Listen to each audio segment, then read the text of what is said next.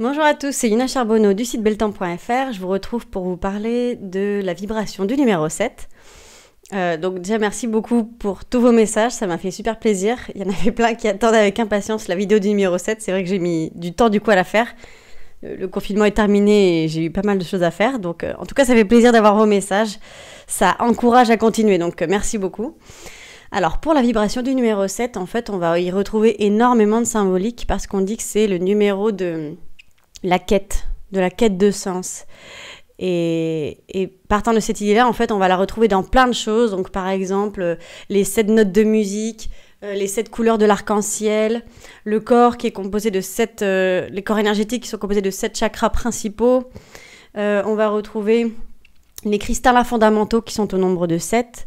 Il y a pour un côté plus fun les jeux des 7 familles, Blanche-Neige et les 7 nains, les 7 merveilles du monde.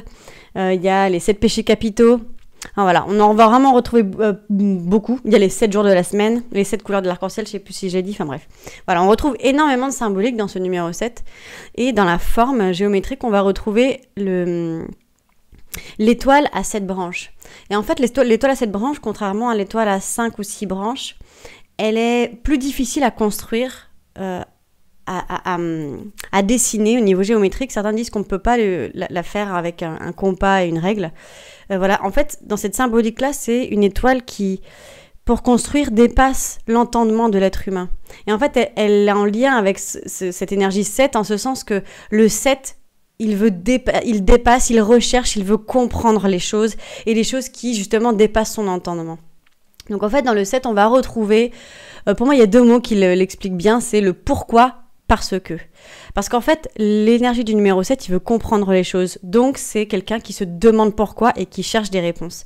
Du coup, on va retrouver tous les biologistes, les chercheurs, les historiens et toutes les personnes dans une certaine spiritualité qui veulent comprendre. Ça va être des philosophes aussi, des religieux. Hein, ils veulent comprendre la société. Ça peut être vraiment dans le sens très cartésien ou de la biologie, de comprendre comment est-ce qu'on fonctionne, ou de l'histoire, comment est-ce qu'on en est arrivé là, ou vraiment... qu'est-ce que la vie? C'est quoi l'univers? Voilà, en fait, il y a une grande connexion dans cette énergie-là. C'est le numéro de la quête de sens et donc c'est aussi le numéro de la sagesse, de la philosophie. Alors, ça ne veut pas dire que toutes les personnes qui ont le chemin de vie 7 sont sages, hein, mais c'est porteur de cette énergie-là et donc c'est dans cette recherche-là.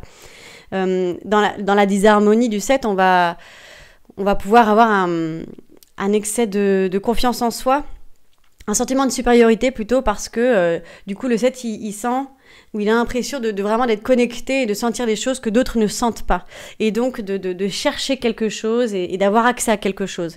Et il peut aussi parfois se refermer en fait dans sa bulle parce que c'est tellement bouillonnant à l'intérieur que des fois, soit il va chercher par l'extérieur, donc en étant dans la biologie, en étant archéologue, etc. Mais parfois, quand c'est une recherche intérieure, il va avoir besoin de se fermer un peu dans sa coquille pour aller chercher et toucher du doigt tout ce qui se passe justement et trouver des réponses à l'intérieur de lui. Donc parfois, il peut un peu se refermer dans sa coquille, être un peu timide ou être un peu... pas marginal, mais voilà, de côté en fait. Et du coup, en étant de côté, en se mettant à part des autres, les autres peuvent avoir l'impression en fait qu'ils se sentent supérieurs. Donc c'est là, dans cette énergie-là, on retrouve tous les biologistes, les physiciens, les penseurs, les chercheurs, les historiens, les religieux, voilà, les personnes spirituelles, etc., les métaphysiciens. Et donc le numéro 7, si je dois vous donner 3 mots, pour retenir pour comprendre cette énergie-là, ce serait la recherche de la vérité. C'est pas un mot, c'est une phrase. La recherche de la vérité, la compréhension et la réflexion. Voilà, parce que le numéro 7, c'est aussi l'élève et l'enseignant. C'est l'éternel élève, l'éternel apprenant, celui qui veut tout le temps apprendre. Et donc, il peut passer sa vie à apprendre des choses, ou il peut aussi passer sa vie à enseigner parce qu'il a vraiment des qualités d'enseignement. C'est vraiment ce lien du savoir là qui circule et qui va d'un endroit à un autre. Et donc, lui, il absorbe ce savoir-là pour comprendre les choses et puis il va avoir des qualités pour le retransmettre à son tour. Voilà, donc pour l'énergie du numéro 7, je vous retrouve pour l'énergie du numéro 8. Et oui, je voulais aussi vous parler de si certaines personnes sont intéressées, en fait, si vous êtes intéressé pour aller plus loin dans la numérologie, parce que là on parle du chemin de vie, pour moi c'est l'équivalent de comme si on allait regarder de quelle couleur sont vos yeux.